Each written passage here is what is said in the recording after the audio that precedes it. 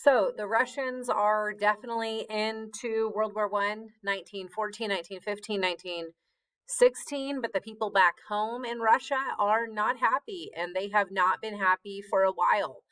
And so they are told to just kind of shut up. We're in the middle of a war. However, they start to realize that this would be the perfect opportunity for them to rebel because their military is fighting a war. So while it may not be what the leaders want them to do, it is what they decide will will work best. So, as the Russian military is fighting in Eastern Europe, the people of Russia are fighting for themselves. Now, we know in 1905 it was Bloody Sunday, where 22,000 workers were protesting outside of the Winter Palace of Tsar Nicholas II. And Tsar Nicholas II orders his troops to shoot into the crowds, which kills about 1,000 people. And like I said before, it works because they go back home. They stop protesting. But it doesn't work in the fact that they still want to protest. They still hate him. They still don't feel like they're being treated fairly.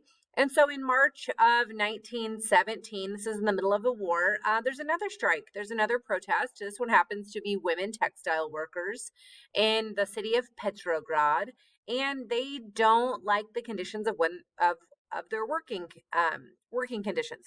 And so 22,000 workers protest right in the middle of the war in March of 1917.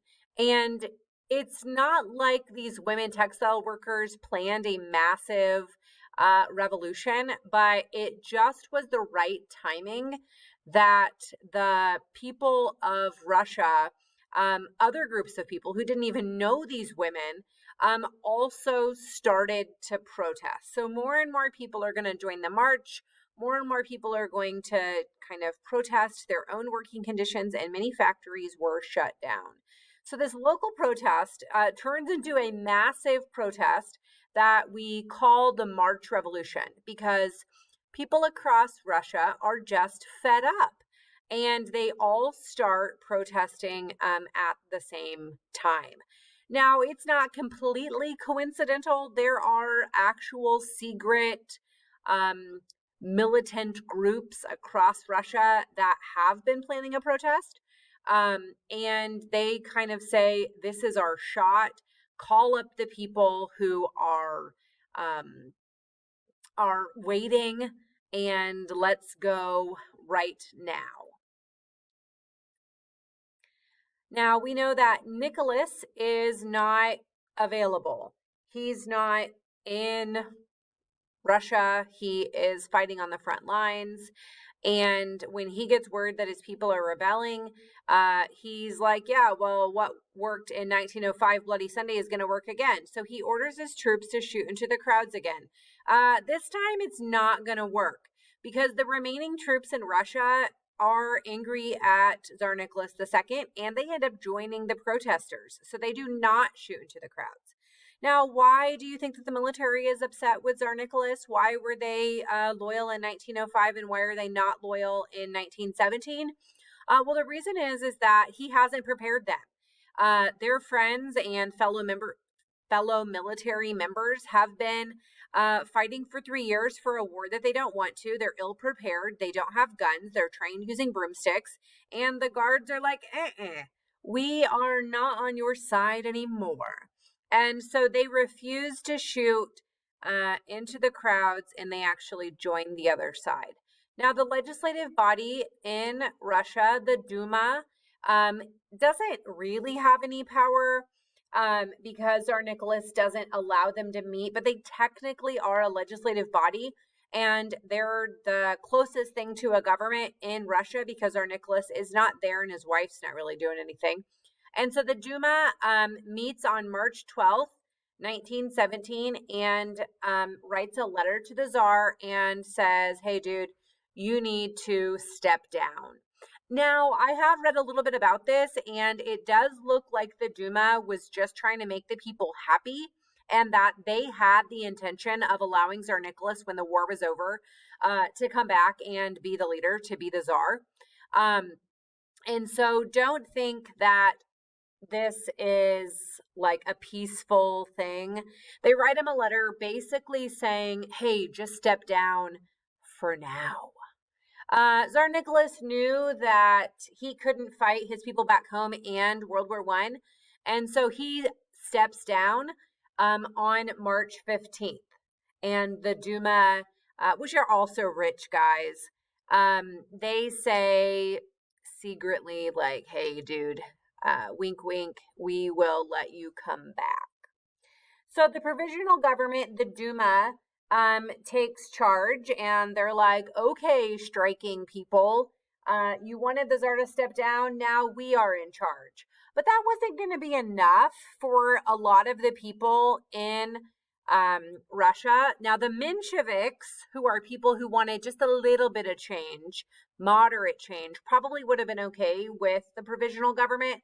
But the Bolsheviks, which are the people who want to just completely destroy the system, are not going to be okay with this pretended transfer of power. They realize that the Duma is in the pocket of the Tsar. So one group of Soviets, and Soviet just means a group of worker and soldiers, like middle class, came to play an important role. And the Bolsheviks are going to say, we are not going to be just okay with this little bitty change. We want big change. And the leader of the Bolsheviks is a guy named Vladimir Lenin, who you may have heard of. And Lenin, during the time of the March Revolution, is not a free man. He has been jailed, sent to jail many times because he is radical.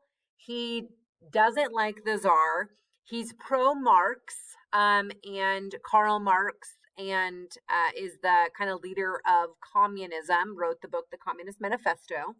And Lenin is like, yeah, that's what we need. We need to have socialist, communist society where everybody is quote unquote equal. And that's not something that the Tsar wants to hear.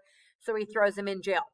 Prior to World War I, Lenin was leading the Bolsheviks, which is just a group of Russian social democrats. And Lenin himself had a middle class upbringing. He became a lawyer, but he was more of a radical lawyer and became a revolutionary. He had a personal vendetta against the Tsar. His older brother is hanged by the Tsar's police for something stupid, like a political crime. And his father was a teacher, and his father was threatened several times for like teaching the truth. And it was Lenin who believed that only violence can destroy capitalism. Where did he get that idea? In the Communist Manifesto. So in 1917, Lenin is not even in Russia. Lenin has been exiled, and he's in the neutral country of Switzerland because he was kicked out of Russia.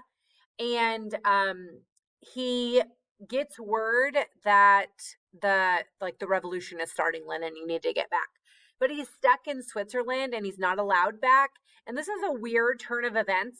The Germans, who are on the opposite side of World War I from the Russians, go into Switzerland, and they like secretly kidnap Lenin with his permission and smuggle him back into Russia via railroad. So the Germans get Lenin from Switzerland and take him into Russia. Why would the Germans do that? The Germans do that because the Germans want the people of Russia to revolt. The Germans want the people of Russia to have their leader who believes in violent revolution. Why would the Germans want that? Well, the Germans want that because if the Russians are fighting themselves in a civil war, the Russians will not be able to fight very well in World War I. So the Germans are sneaky, and the Germans get Lenin back into Russia in the Russian Revolution. When Lenin gets back, that is called the October Revolution, which is going to be the one that is like the beginning of the end of the Russian Revolution. So, how does Lenin get the people of Russia to follow him? Well, he uses propaganda. He promises them exactly what they want to hear. Hey, if you follow me, I will give you an end to the war. If you follow me, if you're a peasant, I'm going to take the land from the rich and give it to the poor. We're going to redistribute all the land. I'm going to take the factories from the rich factory owners, and we're all going to own the factories. The government isn't going to be run by Tsar Nicholas and his autocratic super rich family. The government's going to be run by the people. Okay, that's communism. He told the people exactly what they wanted to hear, which is that you guys are dirt poor and I'm going to give you something. So, starting in the October Revolution in 1917, Lenin is smuggled back into Russia and he joins up with a guy that he had heard of but was not specifically friends with. And his name is Leon Trotsky. Trotsky was actually in New York City during the March Revolution, and he flies back actually doesn't fly. He gets back by boat into Russia. He was in the United States and is like, oh, I got to get back there. This is like my chance. He ends up joining up with Lenin and they work together. These two men have different strengths, and within a month of joining forces, they overthrow the Duma, the provisional government, the people that I said were going to wink, wink, put Tsar Nicholas II back in power. And so within a month of joining forces, they are like, yeah, you guys get out of here. This is our party now. After throwing the provisional government, they start to refer them to themselves as the communists because they are following Marxist ideas. Communist just means a classless society. And when you're poor and you have nothing, communism sounds like a really good idea because you have nothing and they are promising you stuff. And so the poor people, which is like 90% of the population in Russia, is like, yeah, we'll give these guys a shot. And Lenin had told them that he would get them out of World War I. But he also realized that by dropping out of World War I, it was going to be humiliating. And so Lenin, now the leader of what will be called the Soviet Union, has to sign a treaty with Germany called the Treaty of Brest-Litovsk, and to drop out of the war. Now, Lenin, because he's not a government leader before this, doesn't quite understand that by signing a treaty to get out of the war, they don't just let you like leave, like, all right, see ya, we're not going to fight you anymore. You usually have to give something up. And so in the Treaty of Brest-Litovsk, the Soviet Union, Russia, had to give up 1 million square miles of land, which ended up being Poland. And in that 1 million square miles of land, they lost a third of their population. That was never Lenin's intent to do that, and he just like is a little oblivious to the fact that you can't drop out of a war without giving the people who are allowing you to drop out of the war, which is Germany, something as well. Now, most of this land is given back in the Treaty of Versailles at the end of the war, but real peace does not come, even though they officially drop out of the war, because Russia goes into a civil war. And the Allied powers, which are going to be the United States, France, Great Britain, are super angry at Russia for dropping out because they now have to fight Germany and Austria-Hungary entirely on their own. And so that's going to come into play.